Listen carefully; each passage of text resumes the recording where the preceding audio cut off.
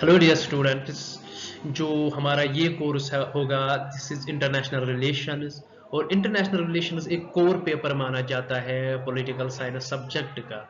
हमें ये बात भी याद रखना है कि जो ये इंटरनेशनल रिलेशंस है इसको एज सेपरेट सब्जेक्ट भी बहुत सारी यूनिवर्सिटीज़ में इंट्रोड्यूस किया गया है, लेकिन हमारे यहाँ बहुत सारी यूनिवर्सिटियों में इसको आज भी एज सब यूनिट और सब paper of this political science माना जाता है।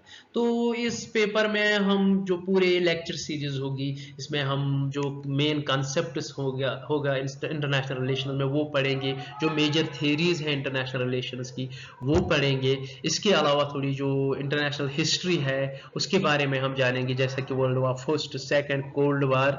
और इसके अलावा जितने भी मेजर और कंटेम्पोररी इश्यूज होंगे इंटरनेशनल रिलेशंस में वो देखेंगे।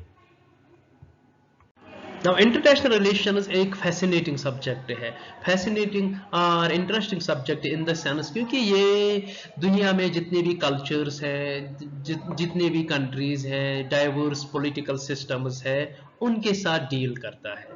और दूसरी बात हमें इस चीज का ख्याल रखना है कि बहुत ही डायनामिक है इंटरनेशनल रिलेशंस, चेंजिंग।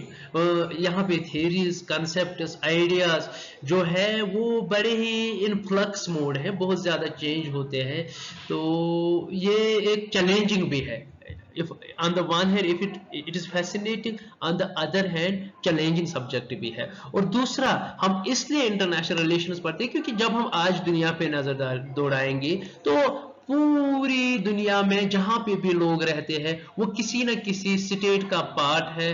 और हर इस दुनिया का हर स्टेट एक इंटरनेशनल सिस्टम का पार्ट है। therefore this subject concerns the people wherever they live, and that is why we study international relations and has close linkage with the lives of the people.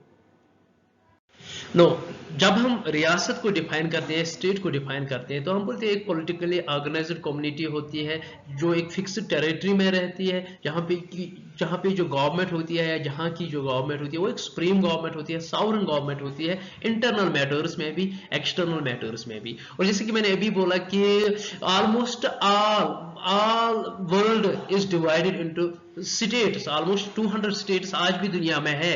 और इस तरह से हर कोई इंसान जो इस दुनिया में रहता है वो स्टेट के साथ कनेक्ट है और स्टेट के जरिए वो इंटरनेशनल सिस्टम के साथ कनेक्ट है। नाउ ये बात याद रखना है कि even though these nation states, these states are independent, but that does not mean कि ये क्या आइसोलेटेड है, ये इंसुलेटेड है, ये आपस में इंटरेक्शन नहीं करते हैं। बल्कि हमें ये याद रखना है कि कोई भी मुल्क सेल्फ सफिशिएंट नहीं है।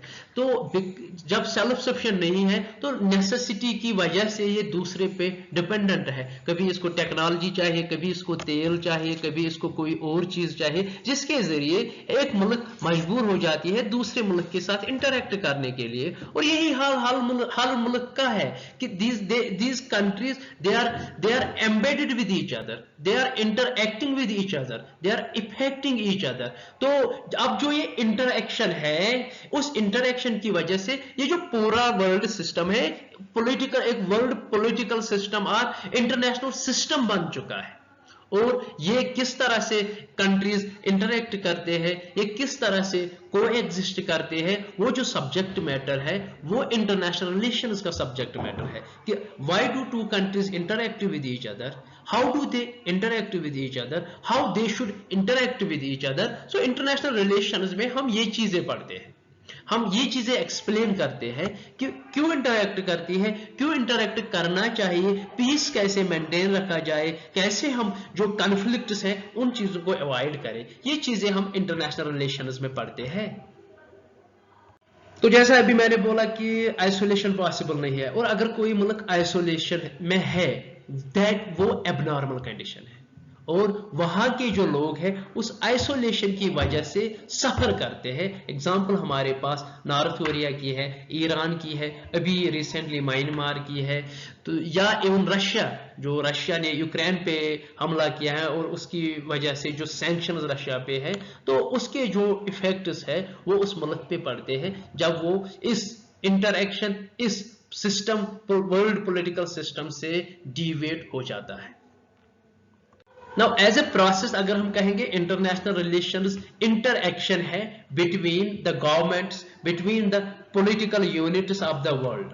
Now that is as a process. But when we define international relations as a subject, we say it is the study of, or it is that field जिसका concern है the interaction among the world's governments, that how two states interact with each other, the systematic study, the systematic explanation of that interaction, that is international relations. Therefore, international relations is that subject that deals with interaction between the countries. Now, याद रखना है हमें सिर्फ state ही world actor इस political system में actors नहीं है, बल्कि international organisations like UNO, multinational corporations बड़ी बड़ी लाइक अमेजन, माइक्रोसॉफ्ट, और इतना ही नहीं बल्कि जो पीपल टू पीपल इंटरेक्शन है, जो कल्चरल इंटरेक्शन है लोगों की, उस चीज को स्टडी करता है इंटरनेशनल रिलेशन. इन शॉर्ट हम इंटरनेशनल रिलेशंस या शॉर्ट में इसको IR भी बोलते हैं, is the study of interaction between governments, NGOs, MNCs और even people to people interaction या social economic interaction at world level होती है. That is the core and core concern of international relations. अब as a practice अगर हम देखेंगे, as a practice हम कहते हैं इंटरनेशनल रिलेशंस की जो इंटरेक्शन होती है दो कंट्रीज के दरमियान, तो एज ए प्रैक्टिस हम देखते हैं जब से दुनिया में रियासतें बनी हैं, जब से दुनिया में अलग अलग किंगडम्स की इमर्जेंस हुई है, तो तब से इंटरनेशनल रिलेशंस है. और इस इंटरनेशनल रिलेशंस पे लिखा भी गया, लाइक इंडिया में कौटिल्य, चाइना में सुनजो. तो और इसी तरह से अगर हम बात करेंगे थ्यूसिडाइडस जो एंशिएंट ग्रीक में थे. एज ए प्रैक्टिस बहुत पुरानी हिस्ट्री है इंटरनेशनल रिलेशंस की, लेकिन एज ए सेपरेट सब्जेक्ट जो हमारे पास आज जो हम पढ़ रहे हैं अभी, जो ये एक one of the youngest social science है, जिसकी जो ओरिजिन हम ट्रेस करते हैं वर्ल्ड वॉर फर्स्ट. नाउ तो जैसे कि एक फेमस हिस्टोरियन अल्फ्रेड जिमर जो थे, उसने कहा कि वर्ल्ड वॉर फर्स्ट से पहले कॉन्शियसली इंटरनेशनल रिलेशंस को कहीं पे नहीं पढ़ाया जाता था, और जो सबसे पहले एज ए सेपरेट सब्जेक्ट इस इंटरनेशनल बुनियाद की बुनियाद जो है हम ट्रेस करते हैं जब यूनिवर्सिटी कॉलेज ऑफ वेल्स जो यूके में है, वहां पे एक चेयर को एस्टैब्लिश किया गया for the study of international relations. और उसके जो लीडिंग जो चेयर होल्डर्स थे उनमें जो EH कार थे, वेबिस्टर थे, जिमर थे.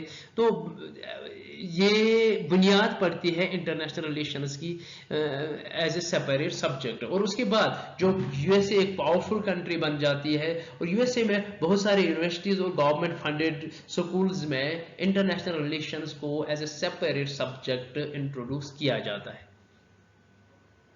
तो इंटरनेशनल रिलेशंस में जो सबसे पहली टेक्स्ट डिवाइस की गई थी या लिखी गई थी, वो थी an introduction to the study of international relations. और इस बुक के जो ऑथर थे वो Arthur Greenwood, Arthur James Grant और सम अदर राइटर्स थे. एडिटेड बुक थी. और जो इस इंटरनेशनल रिलेशन सब्जेक्ट का जो सिलेबस डिवाइस किया था वो थे प्रोफेसर मून, जो कि कोलंबिया यूनिवर्सिटी के थे. तो अब हम एवोल्यूशन देखेंगे इस इंटरनेशनल रिलेशन में, किस तरह से इवॉल्व हो गया ये सब्जेक्ट. तो अगर हम देखेंगे जो पहला स्टेज था जो कि वर्ल्ड वॉर फर्स्ट तक था, वहां पे इस इंटरनेशनल रिलेशंस को जो टीच करती थी, it was taught as a history, diplomatic history. बहुत दे वर मोर, मतलब जो इसको पढ़ाते थे दे वर मोर इंटरेस्टेड इन हिस्ट्री, यानी वो वर्ल्ड हिस्ट्री को एक्सप्लेन करते थे, हिस्टोरिकल नेचर में इंटरनेशनल रिलेशंस या इंटरनेशनल इंटरेक्शंस को एक्सप्लेन करते थे. और जब स्टेज सेकंड आ गया, स्टेज सेकंड में वर्ल्ड वॉर फर्स्ट के बाद आता है, और इसमें ज्यादा क्या वो डिस्क्रिप्टिव, ये करंट अफेयर्स जैसे सब्जेक्ट बन गया कि करंट जो वर्ल्ड अफेयर्स है डिस्क्रिप्टिव लेवल पे वो एक्सप्लेन करते थे. For example world war first किस तरह से, कौन से जो हालात है दुनिया में, दुनिया किस सिमत जा रही है, उसको डिस्क्राइब किया जाता था. यानी सिंपली इंटरनेशनल रिलेशंस एक तरह का करंट अफेयर सब्जेक्ट बन गया. और उसके बाद स्टेज थर्ड आता है. स्टेज थर्ड आइडियलिज्म में इमर्ज हो गया. और आइडियलिज्म जब वर्ल्ड वॉर फर्स्ट खत्म हो गई और उसके बाद जो डिवेस्टेशन कॉज की वर्ल्ड वॉर फर्स्ट ने, तो सम स्कॉलर्स इमर्ज जिन्होंने कहा कि एक we need to create an ideal condition for the peace. They believed in idealism. इसमें जो लीडिंग में बंदा था वो था यूएसए के जो प्रेसिडेंट थे वुड्रो विल्सन। तो वो इसमें डील करते थे कि अगर हम ऐसी कंडीशंस क्रिएट दुनिया में करें, अगर हम ऐसी सिचुएशन क्रिएट करें, peace is possible, peace is possible. So इस जो तीसरा स्टेज था वो आइडियलिज्म में बिलीव करता था। जो चौथा स्टेज था, क्योंकि वर्ल्ड वॉर फर्स्ट के बाद जो आइडियलिज्म आया था, उन्होंने कहा था कि हम अगर एक इंटरनेशनल सिस्टम ऐसा क्रिएट करेंगे तो पीस आएगा। और कोशिश भी की गई, बहुत सारी कंट्रीज में डेमोक्रेसी को इंट्रोड्यूस किया गया, इंटरनेशनल लीग ऑफ ऑर्गेनाइजेशन को एस्टैब्लिश किया गया, लेकिन फिर भी वर्ल्ड वॉर सेकंड की शुरुआत हो गई।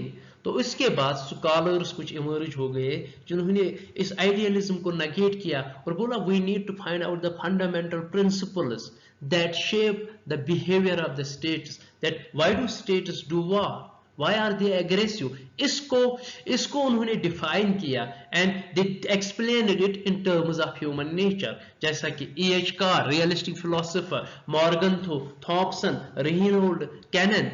तो रियलिज्म की डोमिनेंस आ गई इंटरनेशनल रिलेशंस में। और उसके बाद जो पांचवा स्टेज था जिसे हम पोस्ट रियलिज्म या बिहेवियरलिज्म भी कहते हैं, 60s और 70s में ये जो स्टेज इमर्ज हो गया। उन्होंने कहा जो ये प्रिंसिपल्स है, जो ये रियलिस्टिक एक्सप्लेनेशन है, ये एक साइंटिफिक एक्सप्लेनेशन नहीं है, rather we need to use empirical method and statistical method to find out the principles of international relations. और इन क्योंकि उसके बाद ग्लोबलाइजेशन इमर्ज हो गई थी, तो नॉन स्टेट एक्टर्स की डोमिनेंस हो गई थी इंटरनेशनल मैटर्स में, लाइक एमएनसीज, लाइक आईएनजीओज।